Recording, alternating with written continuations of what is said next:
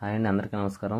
ఈరోజు గ్రామ వార్డు సచివాలయంలో టీ నెంబర్ని బేస్ చేసుకుని రేషన్ కార్డు ఎలా డౌన్లోడ్ చేయాలో తెలుసుకుందాం. ముందుగా VSWS అనే వెబ్సైట్లోకి వెళ్ళి ఇక్కడ గ్రామ వార్డు సచివాలయం వెబ్సైట్ ఉంది కదా, దానిపైన క్లిక్ చేయాలి. దానిపైన క్లిక్ చేసిన తర్వాత ఇంటర్ఫేస్ ఇలా ఓపెన్ అవుతుంది. దీంట్లో సర్వీస్ రిక్వెస్ట్ అని ఉంటుంది కదా, అక్కడ మన టీ నెంబర్ని ఎంటర్ చేసి సెర్చ్ బార్లో క్లిక్ చేయాలి. ముందుగా డెస్క్టాప్ సైట్లో పెట్టుకోవాలి. ఇందులో సర్వీస్ రిక్వెస్ట్ స్టేటస్ చెక్ అని ఉంది కదా, అక్కడ మన టీ నెంబర్ అనేది ఎంటర్ చేయాలి.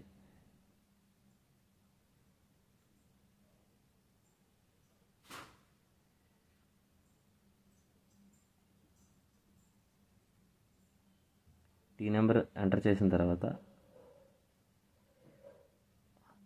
మీరు లాగిన్లోకి వెళ్ళకూడదు, డైరెక్ట్గా సెర్చ్ బార్ ఉంది కదా, సెర్చ్ బార్ క్లిక్ చేస్తే మీకు ఇంకో ఇంటర్ఫేస్ అనేది ఓపెన్ అవుతుంది.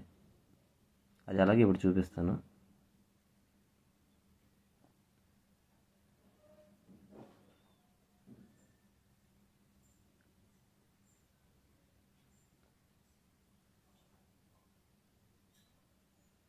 అదిగోండి, ఇలాగే ఇంటర్ఫేస్ అనేది ఓపెన్ అవుతుంది. దీంట్లో క్యాప్స్ అనేది ఎంటర్ చేయాలి.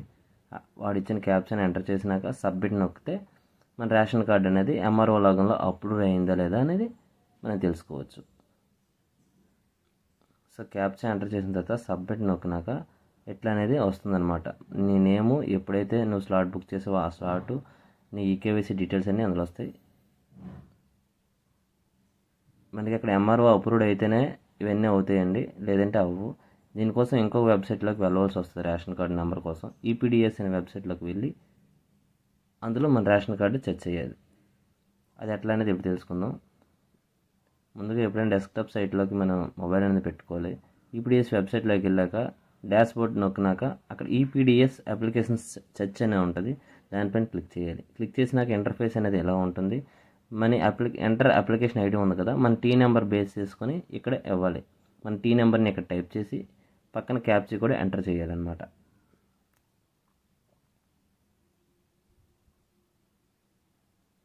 ఇదంతా MRO లాగిన్ అప్రూవ్డ్ అయినాక అవుతుందండి. MRO లాగిన్ అప్రూవ్డ్ అవ్వకపోతే ఇవేవి మీకు చూపివి అనమాట. అందుకే గ్రామ వార్డు సచివాలయంలో MRO లాగిన్ కంప్లీట్ అయ్యిందా లేదా అనేది తెలుసుకున్నాక ఈ వెబ్సైట్లోకి వెళ్ళవలసి వస్తుంది. ఇక్కడ మీ టీ నెంబర్ ఇచ్చినాక మీ డీటెయిల్స్ అనేది ఇట్లా ఓపెన్ అవుతాయి. ఇక్కడ మీ ఊరు, పేరు, మండలం, tea number, rice card number కూడా ఇక్కడ కనిపిస్తుంది. ఆ రైస్ కార్డ్ నెంబర్ అనేది మీరు పక్కన నోట్ చేసుకోవాలి. మీ రేషన్ కార్డు కోసం మరొక వెబ్సైట్లోకి వెళ్ళవలసి వస్తుంది. అదే డిజిలాకర్ వెబ్సైట్.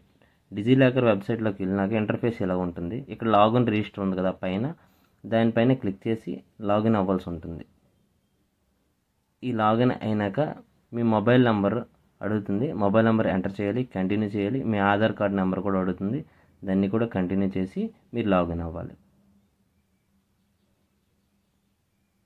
లాగిన్ అయినాక ఇంటర్ఫేస్ ఇలా ఉంటుందండి. ఇక్కడ మనకి ఏం కావాలనేది మనం సెర్చ్ చేసుకోవచ్చు. ఇక్కడ సెర్చ్ బార్ ఉంది కదా కిందన, దానిపైన క్లిక్ చేసి ఆంధ్రప్రదేశ్ అనే సింబల్ కనిపిస్తుంది కదా, అక్కడ మనం క్లిక్ చేయాలి. అక్కడ క్లిక్ చేసినాక మనకి ఏ సర్టిఫికేట్లు కానీ మనకి ఏవి కావాలన్నా ఆంధ్రప్రదేశ్ గవర్నమెంట్ సంబంధించిన ఏ సర్టిఫికేట్లకైనా నువ్వు ఎలిజిబుల్ అయితే దాంట్ నుంచి డౌన్లోడ్ చేసుకోవచ్చు.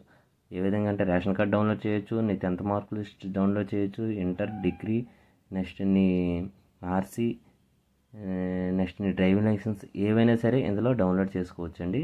ఇవి వ్యాలిడిటీ అనమాట.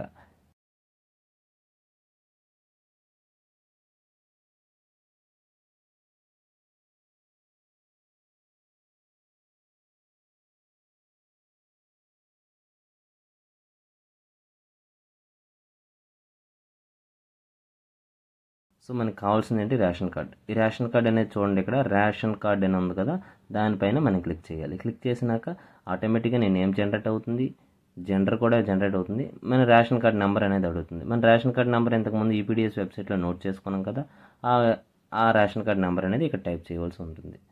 టైప్ చేసినాక గెట్ డాక్యుమెంట్ అని క్లిక్ చేస్తే ఆటోమేటిక్గా ఫిచ్చింగ్ అనేది అవుతుంది. అంటే నువ్వు ఏ రేషన్ కార్డులో ఉన్నావు అనేది ఆటోమేటిక్గా ఇది ఫిచ్చింగ్ అవుతుంది. ఈ రేషన్ కార్డ్ అనేది ఫిచ్చింగ్ అయినాక ఇలా నీకు చూపిస్తుంది అనమాట. రేషన్ కార్డ్ అనేది క్లిక్ చేస్తే ఆటోమేటిక్ ఫిచ్చింగ్ అయింది, డీటెయిల్స్ అనేది నీకు చూపిస్తుంది. ఏ రేషన్ కార్డులో ఉన్నావు, కొత్త రేషన్ కార్డు. సో ఈ విధంగా రేషన్ కార్డు అనేది డౌన్లోడ్ చేసుకోవచ్చు. నా వీడియో మీకు నచ్చినట్లయితే షేర్ చేయండి, లైక్ చేయండి, సబ్స్క్రైబ్ చేయండి. Thank you.